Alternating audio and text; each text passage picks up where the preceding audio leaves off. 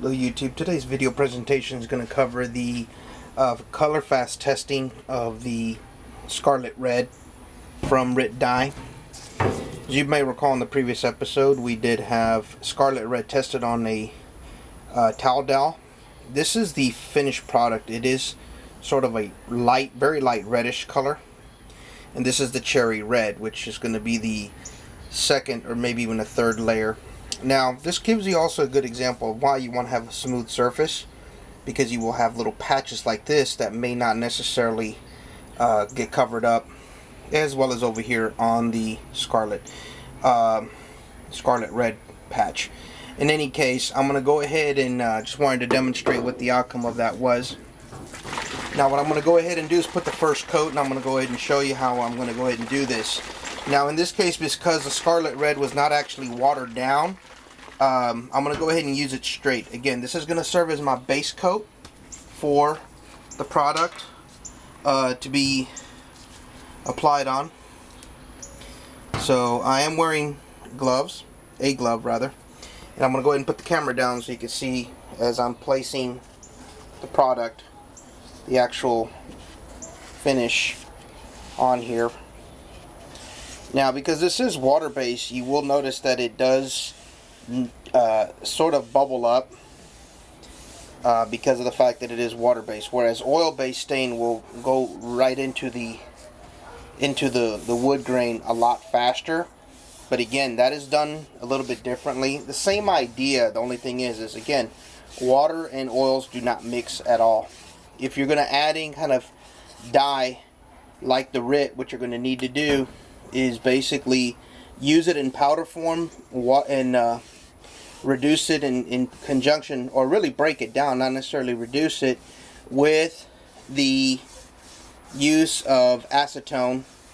And then if you're going to mix it with something like polyurethane, or you're just going to have your own stain and then use polyurethane as a top coat to seal it in, then you could do it that way as well. Okay, so that's a good example of how we would do this in this way. But again, it is going to be a motion where you basically have to rub it in as best as possible. Now again, it's not necessarily going to happen in one pass. Now, if that's what you want to accomplish, is a very light one, and your satisfactory results with that for yourself, then so be it. But again, I'm going to be using True Oil. So with True Oil, it has a tendency to darken the lighter colors. But again, I'm going to use a two-tone to try to get a little bit of a varied result. My objective again is to try to show the natural beauty of the wood grain, similar to the wood stained rifle stock that I did for my friend's Ishef's rifle a couple of months ago. Okay, you can always take a look at that on my channel, and I'll try to post the link to match that up. But as you can see here, it is taking a little bit of an effort to get it to start absorbing, but it's not that it won't. It will. Okay. Now with this will also still raise the grain on the wood. So I'm going to put a couple of coats down of the dye, then come back and resand it with 400 grit for any raised grain in the wood, and then allow, of course, in between the drying applications, once it dries, and I'll come back and I'll mention when I've actually done that so you can see. But for the most part, the wood is taking it, the stain, and I am using it straight. It is not watered down, it's not reduced, it's nothing. This is straight product that I'm going to use for this application. Now, I did read on one of the forums that they were saying that somebody had put like 4 coats of the product, and then they turned around and put some polyurethane to seal on the project that they had. It was on the AK forums, and the end result for them turned out to be a very nice red, which I thought was very impressive. And then somebody else had used scarlet and kind of came out fuchsia-like. So again, take into account that the color of the wood is going to come into play. Now I'm going to go ahead and move on to the stock here so you can see. But you can see how at first it's like it does not want to take But once you start rubbing it in and you start working it, it will start absorbing by force. And again, you are creating a sense of friction with the stain. And according to RIT, their product likes heat, so that's kind of food for thought. Again, I could have actually heated this up, but I did not have decided I didn't want to use too much of the product to try to do a little bit of control to see how the wood would react. I don't want to overstain it because, again, I have my objectives as to what I want to accomplish, and I just simply want to share that with the YouTube audience. Okay.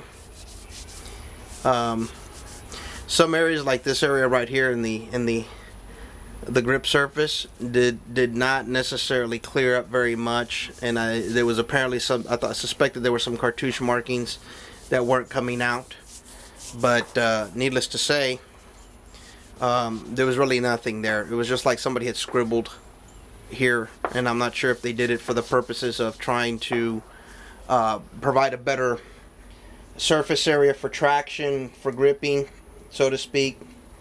I know it's not a tire, but essentially just better ability to hold the weapon. And now I do have this suspended from a board.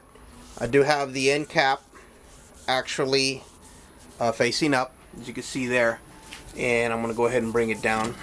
You try to want to, with this, you do want to work in long strokes, but again, we're having a little bit of difficulty in it trying to absorb the color, so you do want to kind of run it several passes so it can stain. Again, this is the purpose of this is to put a base coat down to try to get this to stain, and as part of a two-tone process that I wanted to do. Now right now it is nice and bright red, which is nice, but again, RIT will eventually lighten up with the drying process, and that's perfectly normal. So while at first it may be very bright like we're seeing it now, be prepared, as we had seen in the dowel, that it will turn out lighter. Okay, and I cannot emphasize that enough because I know some people just have no patience for things. Now with RIT, you can actually use a what do you call it? A hair dryer, though, and I'm going to go ahead and change swabs. And with the hair dryer, it'll help speed up the process. You just don't want to end up overheating the wood in that sense, because again, you're trying to get this to dry and absorb into the stock and into the grain, primarily, is our objective here. Okay, to get the results that you're looking for. This is time consuming.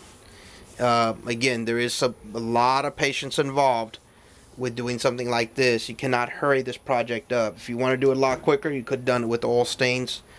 But with water base, it does take a little bit more time. As far as for those that may be interested in doing something water-based, just remember that if you're going to use other than true oil, you can use a final coat of polyurethane. Actually, it's not polyurethane. It would actually be a product that Minwax calls the, if I recall correctly, it's aqua urethane, something along those lines. It's made by Minwax, and very nice product from what I've heard. I have not worked with that product, but it'll get you some results. I'm gonna go ahead and end this segment, and I'll come back once the stock has been dried, so you can see the progression of this. Again, this is going to be an ongoing multi-part series, so I am sharing this process with you. Thank you for watching. Thank you for your subscriptions, and I hope you're enjoying the presentations. Have a great day.